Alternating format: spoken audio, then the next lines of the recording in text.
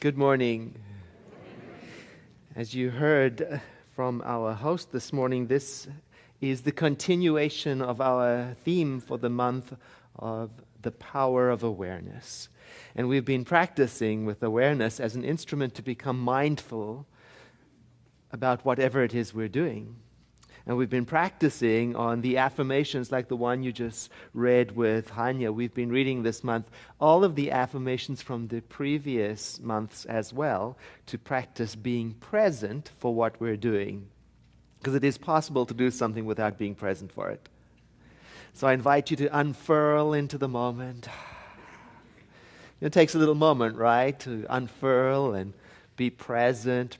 You have this opportunity to do the same thing when you're practicing meditation, right? There is a beneficial way to sit. If you sit in a way that is aligned, your body, legs don't fall asleep, breathing is easier. So much about the attitude in your sitting can tell you about where you are in consciousness and awareness. So just take a moment to adjust, get your feet, if you want to, firmly on the ground, unfurl your hands, and let your chest be open so that the breathing, the shallow breathing that comes with being mindful, it doesn't have to labor through lifting yourself up, right? Sometimes I like to take a little inventory of all the muscles in my jaw and my face, around my eyes, my lips, because sometimes I can unconsciously hold them in tension. And then just with a mindful thought of awareness, they surrender into the present moment. Now that I've released that energy, it's available to me. And I can use it to take in the words of my prayer, my meditation, my affirmation, whatever it is I'm reading, with a little more availability. I'm available for it now because my energy has been released. So I invite you to take a breath in with me. Together. Whatsoever things are just, whatsoever things are true, and whatsoever things are lovely, I think on these things, so that they grow and increase in my own life. And a breath in.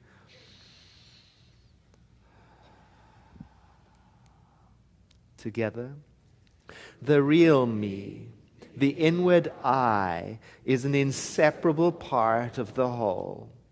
It is through my recognition of this that the outer becomes as the inner, and my wholeness is revealed. And a breath in.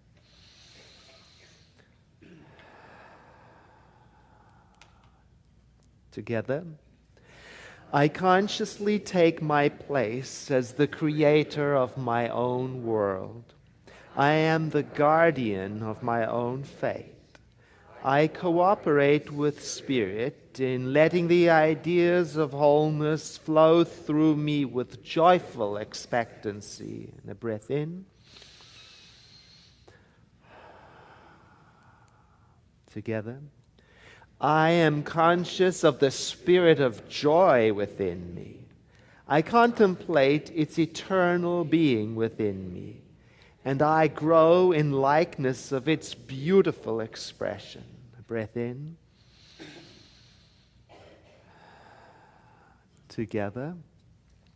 I abandon myself to the realization of my unity with the whole. I identify my mind with the spirit of wholeness. I am aware of my unity with all that is.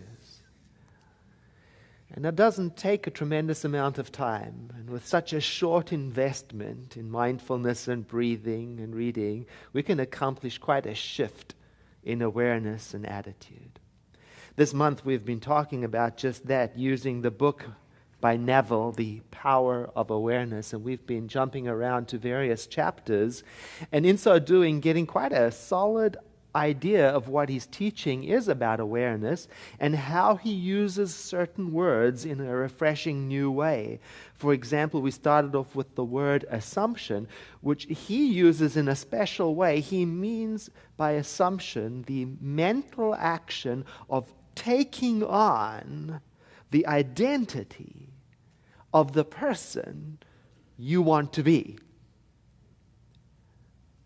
Trying it on in consciousness. And then the second week, we talked about awareness. And by that, he means the instrument of mind called imagination that we use to imagine things, people and events to be exactly the way we wish them to be. Not from a sense of controlling other people, but from the sense of knowing the truth of oneness and harmony about all people. And I've received so much good report from people. People have been telling me they have been practicing, watching their awareness, watching how they think about other people, watching how they lay meaning and judgment over other people. It's been amazing, getting lots of feedback.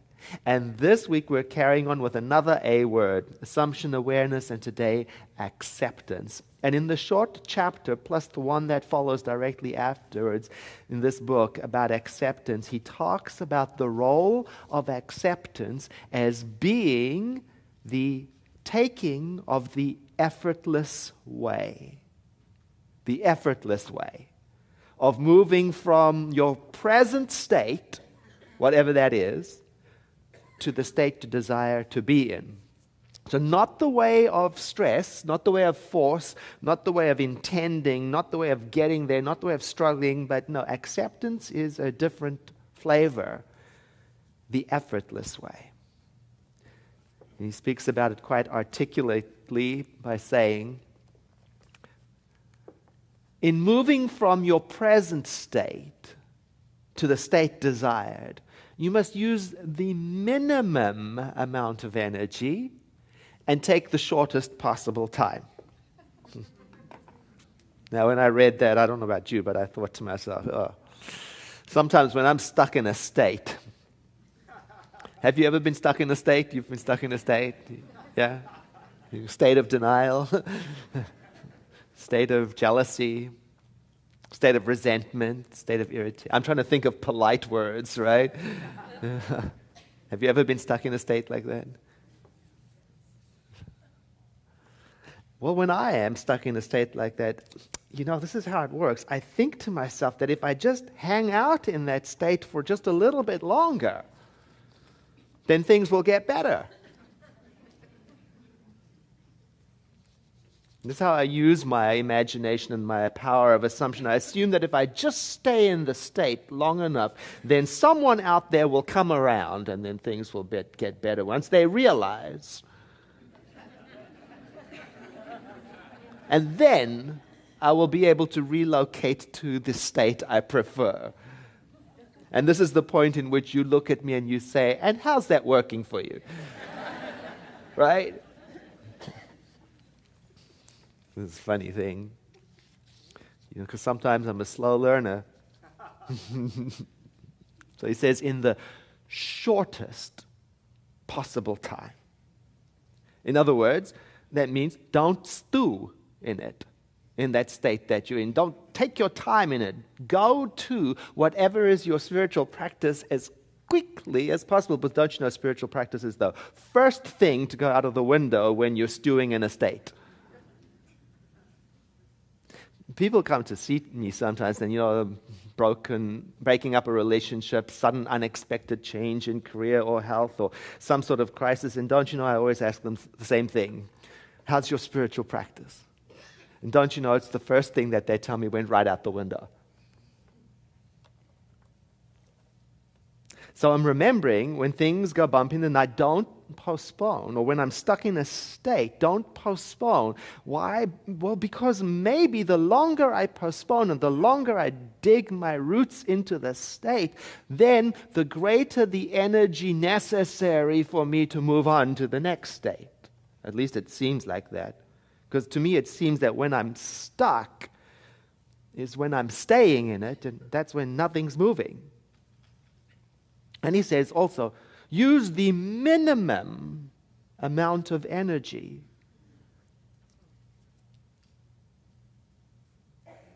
Not a big fuss and bother. You know what I think of when I read that? I think of that phrase that we love to say here in this tradition, go with the flow. And because when I'm in a state, nothing's flowing at all. And probably the classic in our time on this matter of going with the flow is Richard Bach's Illusions and The Adventures of a Reluctant Messiah, which I try to read at least every other year. It's that good. So it's time. Story time. Here it goes. Once there lived a village of creatures along the bottom of a great crystal river. The current of the river swept silently over them all, young and old, rich and poor, good and evil, the current going its own way, knowing only its own crystal self.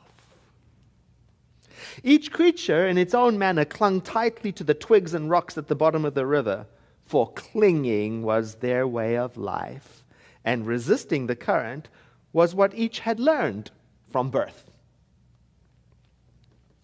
But one creature said at last, I am tired of clinging. Though I cannot see it with my eyes, I have a vision of something greater.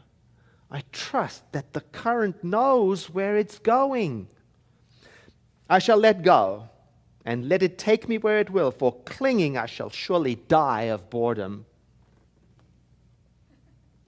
The other creatures laughed and said, Fool! Let go, and that current you worship will throw you tumbled and smashed across the rocks, and you will die quicker than of boredom. But the one heeded them not, and taking a breath, did let go, and at once was tumbled and smashed by the current across the rocks. Yet in time, as the creature refused to cling again, the current lifted him free from the bottom, and he was bruised and hurt no more. And the creatures downstream, to whom he was a stranger, cried, See, a miracle! A creature like ourselves, yet he flies! See, the Messiah has come to save us all. And the one carried in the current said, I am no more Messiah than you are. The river delights to lift us free, if only we dare let go. Our true work is this voyage, this adventure. But they cried all the more, Savior! All the while clinging to the rocks, and when they looked again, he was gone. And they were left alone, making legends of a Savior. So many helpful little pointers in that story. In particular, the one today, the hint to take the path of least effort, to take that one. I'm learning that. I'm learning that when I live more in step with my true nature, less effort is required. Things flow. It's not that I don't get beat up and bump into things. Well, actually, when I do, if I've been living in harmony with my true nature, the recovery is easier. Because I have experienced now of the freed up energy of being in my true nature a little more. The letting go is so important. Some person said, and I wish I could remember who, said that grass doesn't try to grow, it just grows. Fish don't try to swim, they just swim. Flowers don't try to bloom, they just bloom. And whether that's accurate or not, it reminds me that when I stop trying, what remains is an effortless acceptance of being. When I drop the struggle, I don't give up on life, I give up the struggle, and what remains is this simple awareness without clinging. I think humans have wondered for the longest time what their true nature is so that they can live in harmony with it. And I think for me, to discover true nature requires this dropping, this releasing, this accepting. And then what remains has a name. It's called love. Deepak Chopra wrote this about it. Least effort is expended when your actions are motivated by love, because nature is held together by the energy of love. When you seek power and control over other people, you waste energy. My grandmother taught me that. She taught me that love is acceptance. And that acceptance is strength, not in a dominating, controlling, powerful way. Because she was the gentlest, loving, accepting person in the family with the most power. She taught me that it's acceptance. Her acceptance held everything together. She told me that without acceptance, things begin to unravel, and then force and control is needed. More energy is needed. Like the creatures at the bottom clinging, more energy is needed, becoming exhausted from their effort. And sometimes I can imagine them talking to each other saying, but at least we know where we are. We have the familiarity and the certainty of our rocks. We know this hard place. On Tuesday evenings, we were in the middle of a class, The Power of Vulnerability, and last week we watched a video, a TED video, Brené Brown talking on the power of vulnerability. And in it, she says something very powerful. She says that we try to make everything definite. We want to make everything certain, known. Here's the direct quote from the video, from the TED Talk. We make everything that is uncertain, certain. Religion has gone from a belief in faith and mystery to certainty. I'm right, you're wrong. Cling. A young man came to see me. He was doing a project for his school on comparative religions, and he came to talk to me, and he sat down, and he seemed quite serious about the question. He said, Reverend Edward, I've come to ask you, in your opinion, which religion is the right way?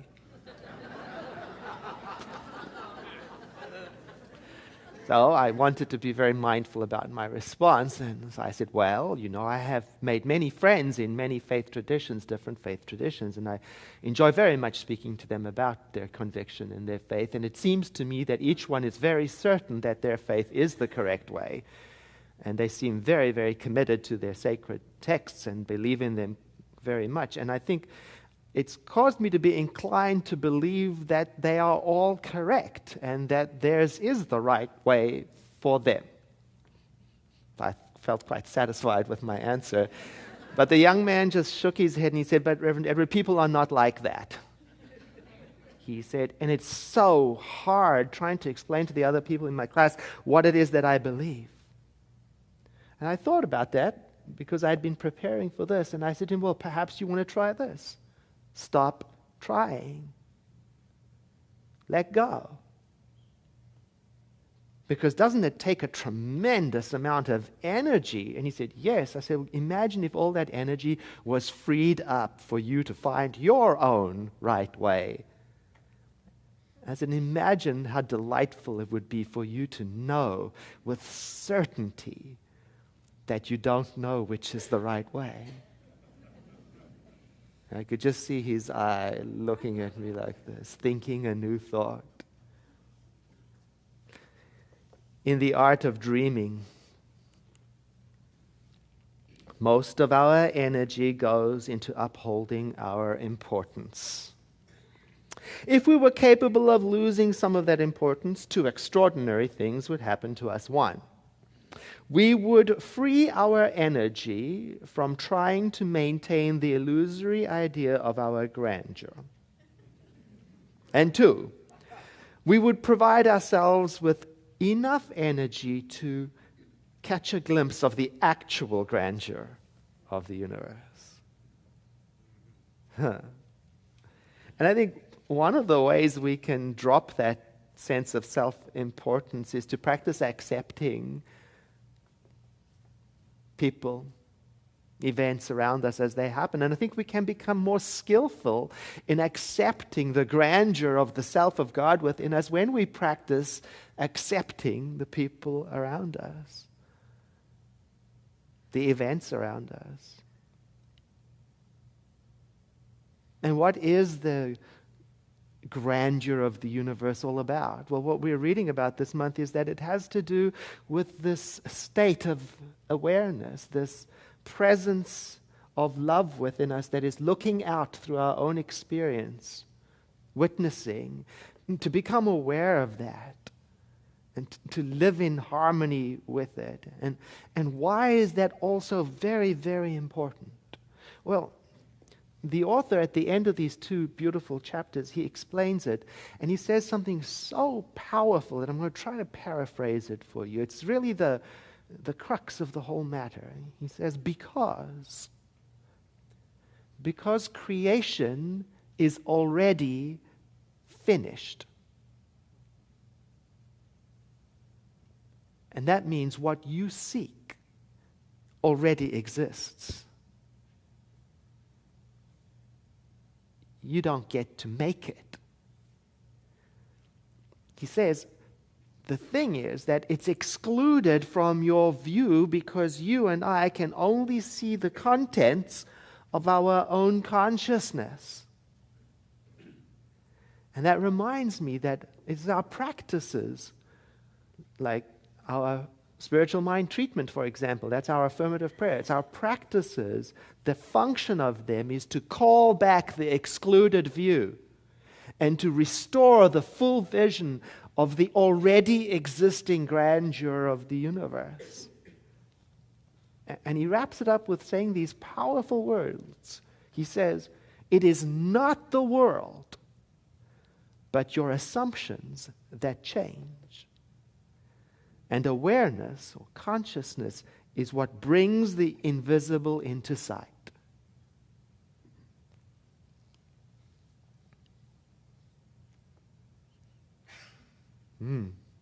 I thought we should practice with our spiritual mind treatment, our primary instrument of consciousness shifting. So I invite you to take a breath in with me and to exhale, letting your eyes close as we engage in this prayer. And this word that I speak, even though I speak it in the first person, the I of me is the I of anyone who accepts it. So as I speak, saying I invite you to identify that with your own self and maybe imagine it is your own voice speaking in your own head or adapting the words for yourself as we go along. I recognize that there is one, whatever there is, and that it is everywhere present, which to me means that it is here and there and everywhere and above. It is in everything that is seen and everything that is unseen. It is the idea and the potential of all things, and it is the creator of all forms and all consequences. It has always been and is now and ever shall be. That's how I describe eternal, so that I may remember that in this second, in this moment, in this instant of awareness, in every possible time of knowing, it is present already there. It is everywhere present, which helps me to remember that there is nowhere that I can go, not in mind, not in thought, not in location, where I will be any closer to its center than I am right now. And that this is the truth of all beings all of the time.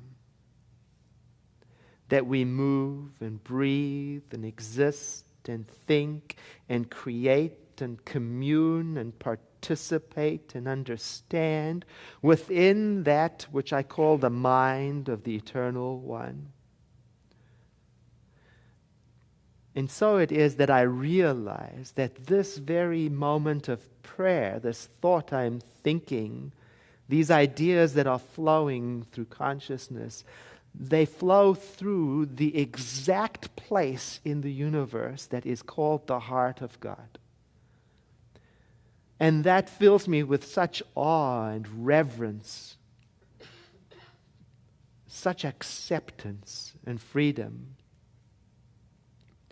that I am able to put down any struggle, any force,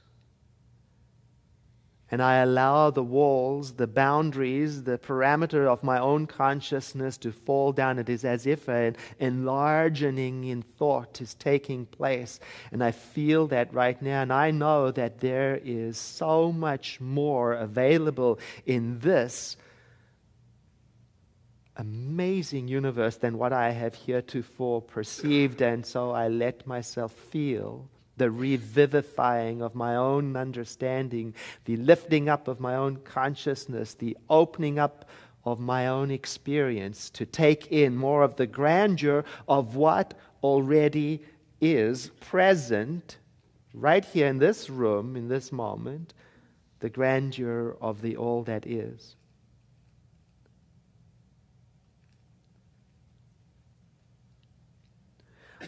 I am remembering with the master teacher that it is not I who does any of this work. It is the power within me that is moving through this.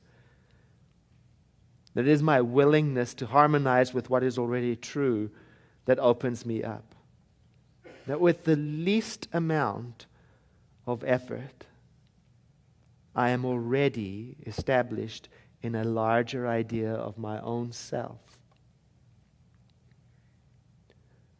With the least amount of effort, I feel the movement, the opening of my understanding about the people in my life too. I feel my deep and rooted kinship with all that is.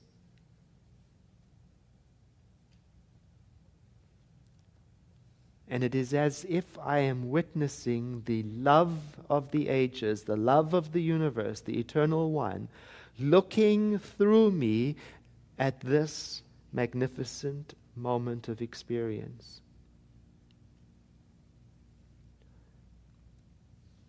This awareness is the builder of my experience, the builder of my body, the expressor of my emotions, the understanding of my intellect. I am so completely unified, one with it, that I am not able to understand where my body or being ends and it begins. I begin to understand being at home. I am at home in the heart of God.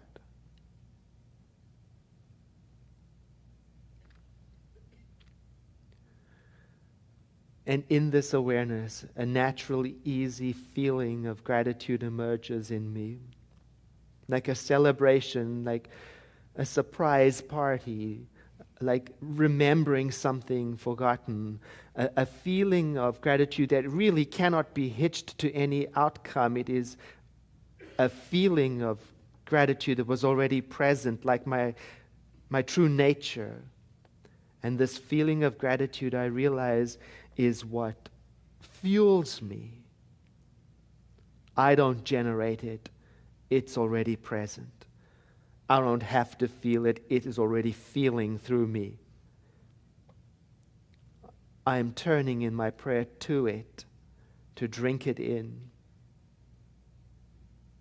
I recognize it as my home. And in this state of grateful acceptance then, I remember to hold lightly this prayer, no clinging, to release it, so to speak. I remember that there is, a way things work. I call it the spiritual laws that govern the universe. I sometimes refer to it as the mind of God or the law of the Word. I describe it that way to remind me no effort, no force. The work is already done in consciousness. And so I rest in peaceful observation, noticing the grandeur that reveals itself to me now.